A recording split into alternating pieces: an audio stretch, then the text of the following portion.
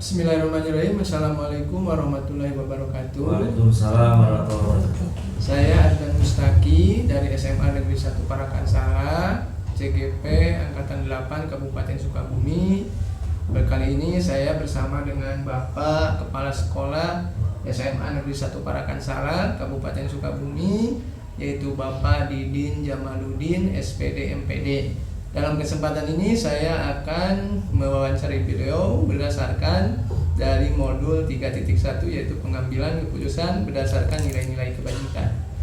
Baik Bapak, mohon maaf mengganggu waktunya. Terima kasih atas kesempatannya. Ada beberapa pertanyaan dalam wawancara ini Bapak ya. Saya mohon untuk izin menyampaikan. Untuk yang pertama, selama ini bagaimana Bapak dapat mengidentifikasi kasus-kasus yang merupakan dilema etika atau rujukan moral? Ya, dilema etika ya. Jadi suatu hal yang benar-benar plus-plus itu ya. Plus dan plus begitu. Sekolah-sekolah di situ harus bijak mengambil keputusan, jangan sampai merugikan semua pihak. Ya, contoh yang tadi seperti anak yang misalnya berprestasi di bidang olahraga, itu kan non akademik, tapi dia jam 7 harus latihan, jam 10 baru pulang ke sekolah. Itu juga harus sinergi tuh. Satpamnya juga jangan sampai marah-marah begitu ketika datang ke sana, piket juga jangan sampai marah. Jadi harus bisa fasilitasi, tapi juga kita ada komunikasi dengan orang tuanya. Jangan sampai anak dikiranya latihan, ternyata tidak juga ke sekolah nggak berangkat, ke tempat latihan nggak berangkat. Nah, itu ada komunikasi, ada kolaborasi dilakukan oleh sekolah dengan pihak orang tua, juga tempat latihan.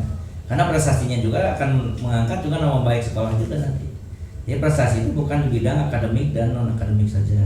Suatu waktu siswa itu bisa mengangkat harkat dan martabat keluarga dan sekolah. Baik Pak. Selanjutnya, selama ini bagaimana Bapak menjalankan keputusan di sekolah Bapak, terutama untuk kasus-kasus di mana ada dua kepentingan yang sama-sama benar atau sama-sama mengandung nilai kebajikan? Yang pertama kan menggali dulu informasi ya. Jadi ada informasi dulu masuk ke kita, dan kita punya perangkat di sini. Ada struktur organisasi di sekolah itu. Ada para wakil kepala sekolah yang membidangi itu, bisa kurikulum, bisa humas, bisa kesiswaan. Kemudian ada BK, koordinator BK, kemudian wali kelas. Jadi informasi itu datang dari guru, wali kelas, kemudian ke BK, nanti actionnya bisa oleh kesiswaan. Baru tindakan terakhir berdasarkan informasi yang akurat, tepat, baru kepala sekolah. Jangan sampai keputusannya itu warga sekolah di sini tidak tahu. Misalnya tiba-tiba anak itu dikembalikan ke orang tuanya, itu prosedur. Yang juga ada bukti-bukti yang ada di sini tercatat secara administrasi. Misalnya anak itu apa yang menjadi dia dikembalikan kepada orang tua atau tetap dipertahankan di sini, atau kita diplenokan dulu lah putusannya baru terakhir.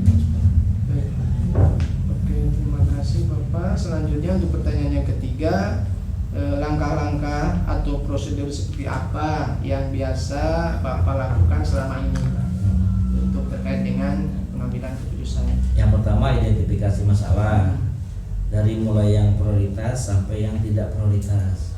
Kita tangani dulu yang prioritas, itu prosedurnya ya.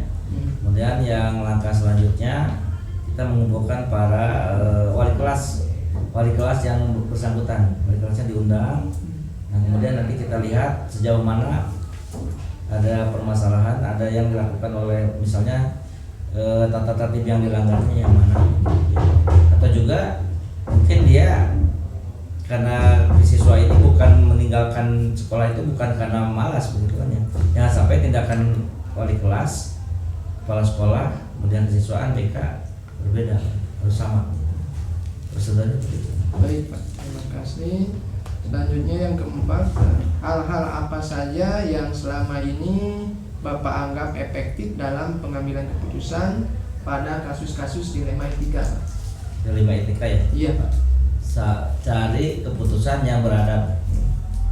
Jadi keputusan yang menyenangkan semua orang, yang menyelamatkan semua orang. Jadi jangan sampai masa depan anak itu putus oleh kepala sekolah ya. Jadi udah kamu jarang masuk, belajar masuknya apa dulu. Betul. Dia dulu apakah mungkin di rumahnya dia menunggu anaknya, menunggu ibunya yang sakit, atau juga dia tidak berangkat sekolah, tidak punya ongkos, mencari dulu pekerjaan. Ada kan kasus kemarin anak jualan aqua dulu di PT yang di Pakuan misalnya, ternyata untuk ongkos berangkat ke sekolah, akhirnya ke sekolahnya kan terlambat karena menunggu yang pabrik masuk dulu. Nah itu wali kelas harus tahu sampai ke situ kompisit anak tidak berangkat ke sekolah itu karena kenapa? Ada kepentingan dia, kepentingan secara ekonomi dia lemah, kemudian ke sekolah harus belajar. Nah ini dua-duanya kan benar. Itu juga mempertahankan hidup, ini mempertahankan untuk belajar. Makanya harus keputusannya itu harus benar-benar beradab. Kepentingan bersama Ya.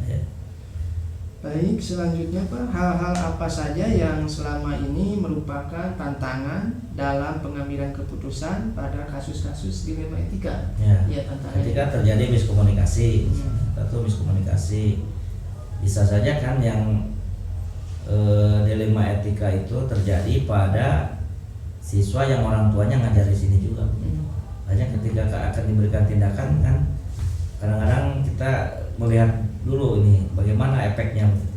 Kemudian juga mungkin menimpa juga seorang tokoh misalnya, ya, seorang tokoh yang mereka mungkin bisa mengancam, bisa apa. Nah ini harus kita membuat satu argumentasi yang benar-benar di sekolah harus ada nyata lah. Makanya ada peringatan 1, peringatan 2, peringatan 3 ketika disampaikan. Nah ini data dan fakta yang ada di wali kelas yang sudah bermaterai, misalnya ada juga yang di PK kesiswaan tinggal action misalnya gitu.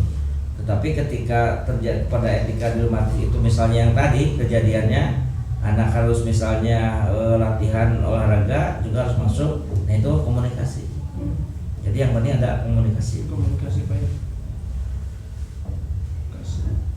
komunikasi dan kolaborasi. Jadi semua pihak Pak ya yang masuk. Oke, baik Bapak. Selanjutnya yang pertanyaan ke-6, apakah Bapak memiliki sebuah jadwal tertentu dalam sebuah penyelesaian kasus dilema etika? Apakah Bapak langsung menyelesaikannya di tempat atau memiliki sebuah jadwal untuk menyelesaikannya, baik bentuk atau prosedur seperti apa yang Bapak jalankan? Ya, kalau ada laporan ya kita memerintahkan kepada wali kelas sebagai hukum bisin, didampingi oleh siswaan oleh BK boleh. Dan itu dilaksanakan ketika guru itu tidak mengajar, tidak mengganggu pelajaran yang di kelas. Jadi kita menyelesaikan satu anak, jangan mengorbankan 35 anak yang di kelas, satu kelas 36. Yang kedua setelah itu baru dijadwalkan untuk penindakan oleh wali kelas dan DK dulu oleh kesiswaan. Baru nanti penyelesaian akhir. Kalau memang berat baru kepala sekolah. Dan keputusan akhirnya oleh kepala sekolah. Karena kepala sekolah yang mengeluarkan surat, misalnya dia mau mengundurkan diri, misalnya mau dikembalikan kepada orang tuanya, mau mau mutasi, itu adalah terakhirnya oleh kepala sekolah. Atau dipertahankan di sini juga, itu adalah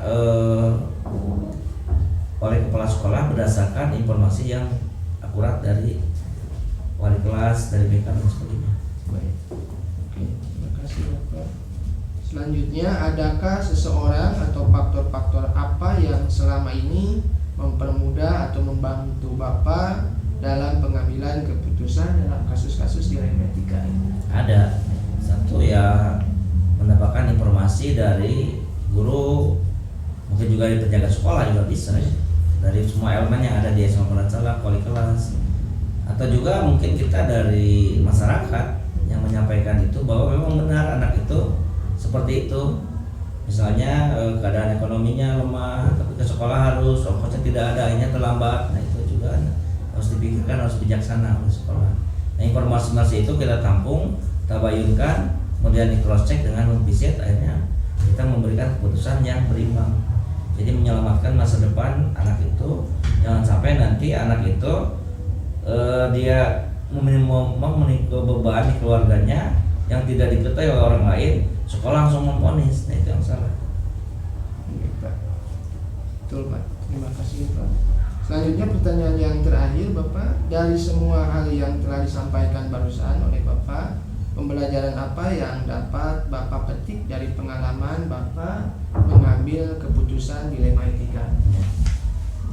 Pembelajarannya kita harus introspeksi diri, jangan sampai keputusan yang kita berikan salah dan berdampak kepada siswa ya, kepada siswa atau kepada guru, kepada siapapun, karena keputusan kepala sekolah bisa menyenangkan, bisa juga menyusahkan, bisa juga menjadikan motivasi untuk lebih baik di masa yang akan datang. Jadi pembelajarannya kita, keputusannya harus ikhlas, jangan sampai kita berdosa memberikan keputusan yang salah. Misalnya ada laporan seorang guru begini ternyata tanpa ada tabayun, tanpa ada informasi yang akurat, akhirnya kita buat keputusan, misalnya dikeluarkan dan sebagainya, kita bisa. Ya tetap pembelajarannya adalah bagi kita, buatlah keputusan yang menyenangkan semua pihak, tetapi tidak melanggar aturan. Baik Bapak, terima kasih banyak atas kesempatannya. Bapak sudah bersedia di wawancara, sudah memberikan informasi-informasi yang jelas kepada saya khususnya. Mohon maaf apabila banyak kekurangan Bapak. Terima kasih. Assalamualaikum warahmatullahi wabarakatuh. Waalaikumsalam.